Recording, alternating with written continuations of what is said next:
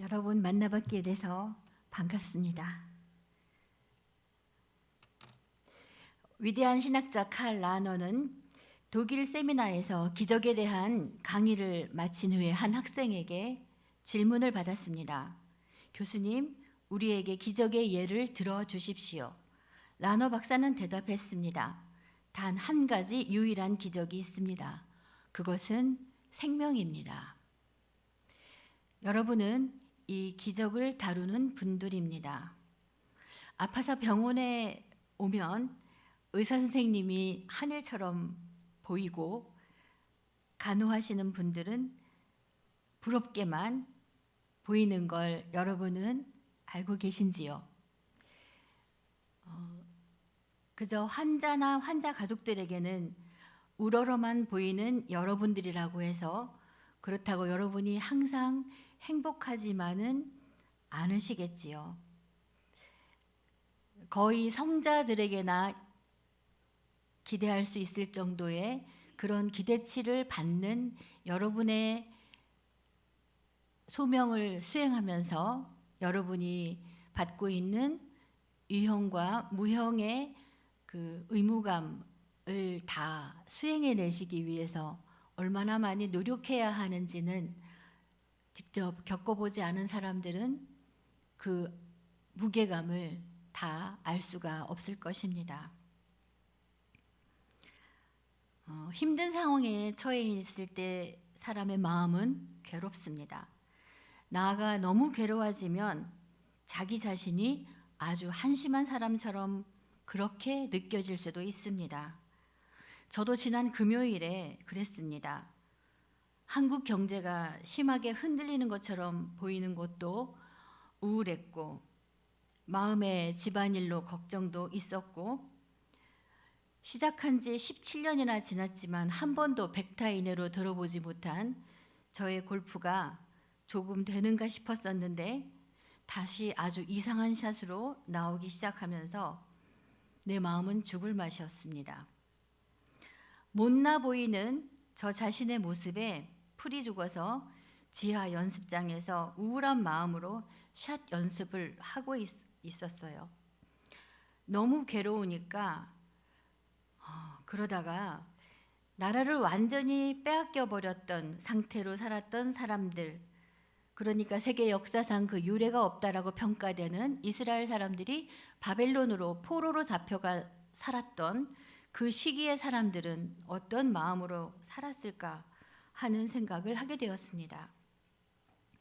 이런 생각을 하다 보니까 성경의 말씀에 윤곽이 어렴풋이 떠올랐습니다. 그래, 성경에서 기쁨은 슬픔과 자주 붙어서 나오는 것 같았어 라는 생각이 들었어요.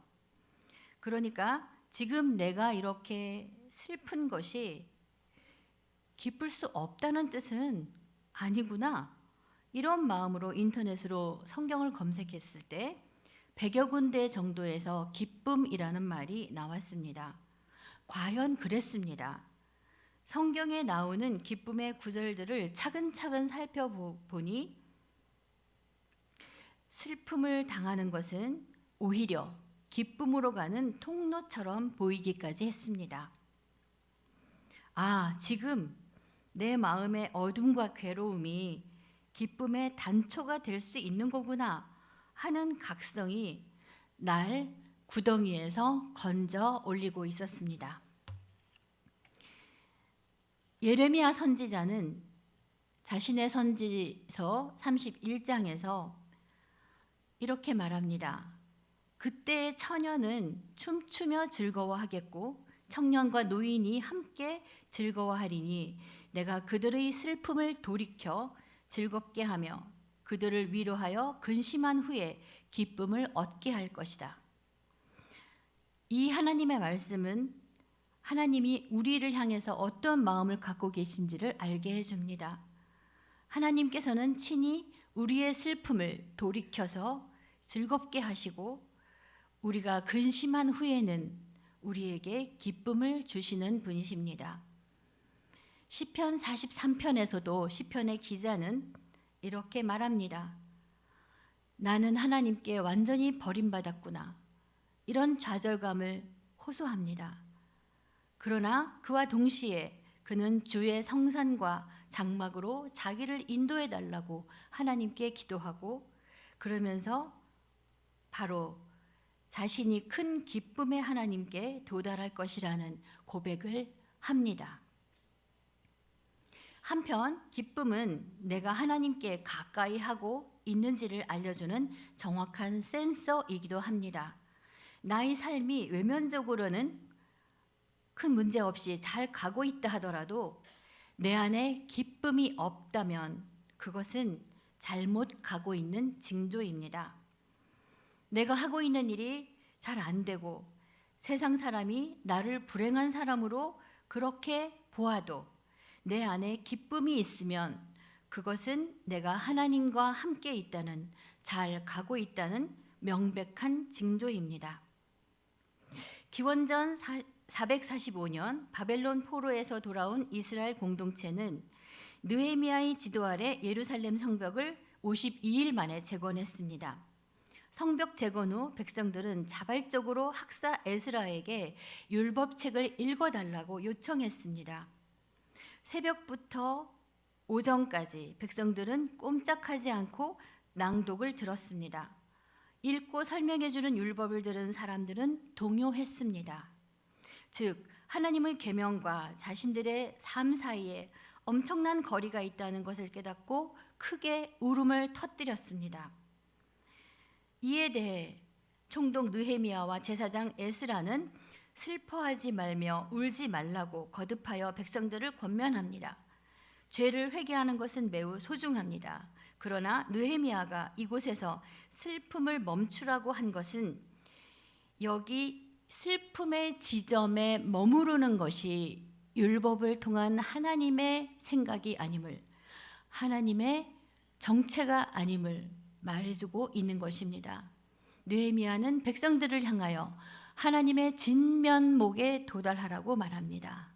하나님의 진면목은 기쁨입니다. 하나님은 우리의 기쁨이 되시기 위해서 우리를 창조하셨습니다.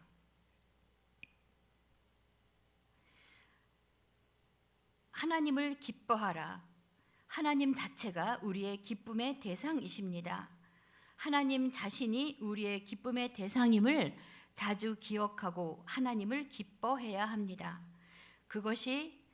이것이 바로 하나님을 믿는 우리의 힘입니다. 하나님은 이 세상 그 무엇보다도 가장 기쁜, 바로 그 기쁨 자체이십니다.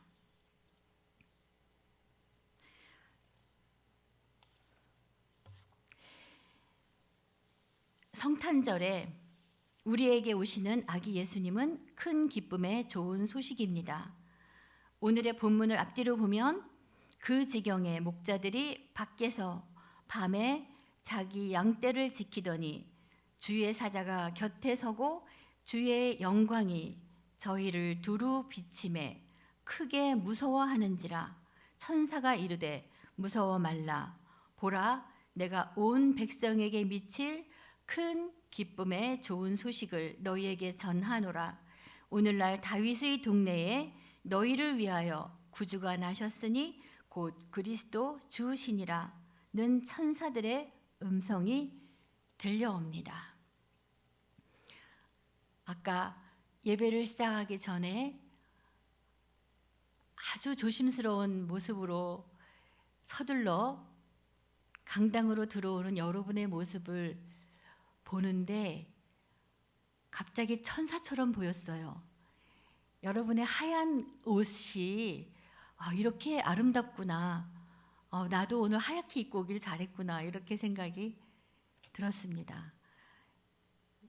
천사처럼, 진짜 천사 같았어요. 바로 그 천사들이 말해줍니다.